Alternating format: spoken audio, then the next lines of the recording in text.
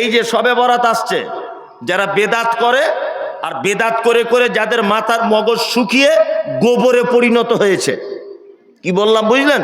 এই গোবরওয়ালা মাথারা শবে বরাতের দিন বিশ্বাস করে, বলছে মরা মানুষ নাকি বাড়ি আসে।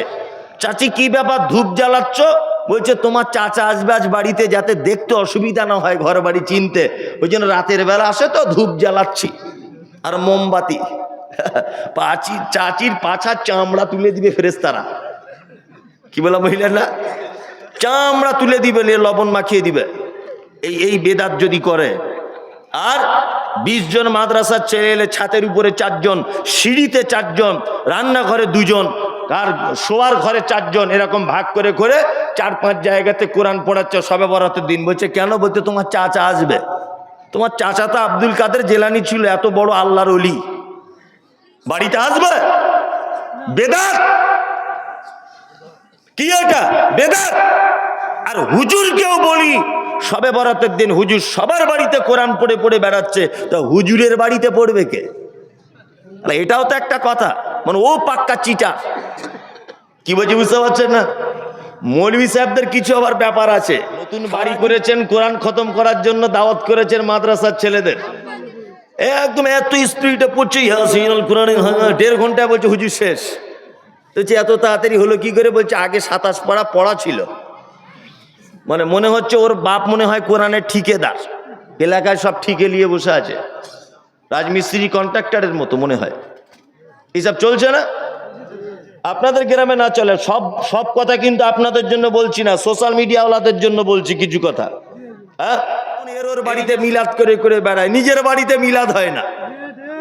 কি বললাম বুঝলেন না? পীর সাহেবরা যেমন চিটিংবাজ, ঠিক তেমন চিটিংবাজি ব্যবসা। আমার বইয়ের ছেলে হয় না তখন যাচ্ছে হুজুরের কাছে তাবিজ আনতে, আর হুজুরের বইয়ের যখন বাচ্চা হয় না প্লেনে করে যাচ্ছে সিঙ্গাপুরে। এ হারামখোর, হারামখোর, তোর তাবিজে আমার বইয়ের যদি ছেলে হয়, তোর তাবিজে তোর বইয়েরও হোক, তবেই তো বলবো বাপের বেটা। সব চিটা। কি বললাম বুঝতে পারছেন না? সব কি চিটা।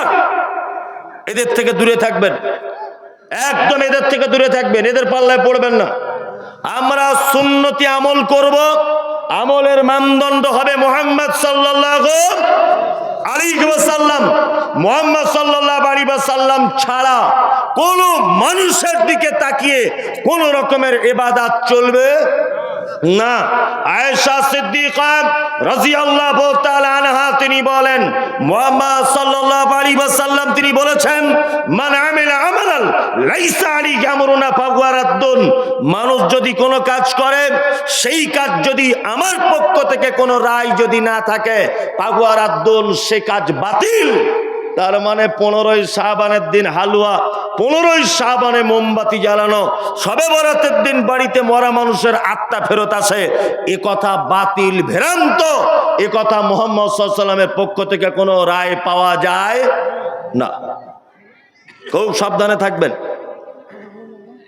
আল্লাহ তুমি আমাদেরকে সুন্নত বোঝার তৌফিক দান করো, আমিন আমিন।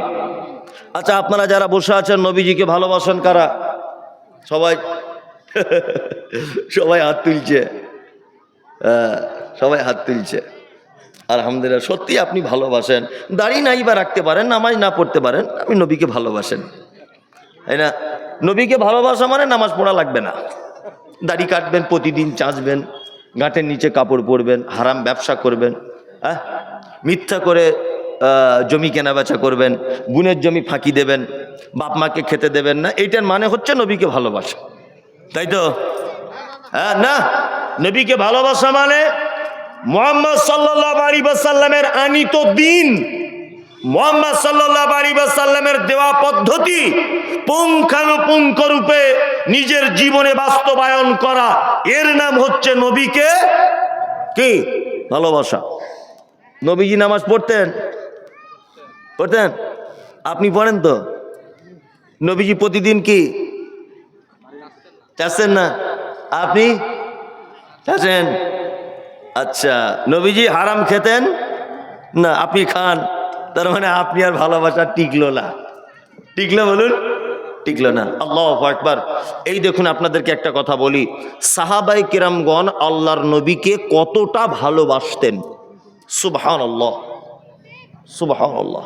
নবীর প্রতি ভালোবাসার হাদিস যদি বলা যায়, আপনার চোখে পানি চলে আসবে, এখনই চলে আসবে, এখনই। আপনি পরীক্ষা করে দেখুন, এখনই আপনার চোখ দিয়ে পানি চলে আসবে। এই দেখুন, আপনাকে আমি দুটো একটা কথা বলি।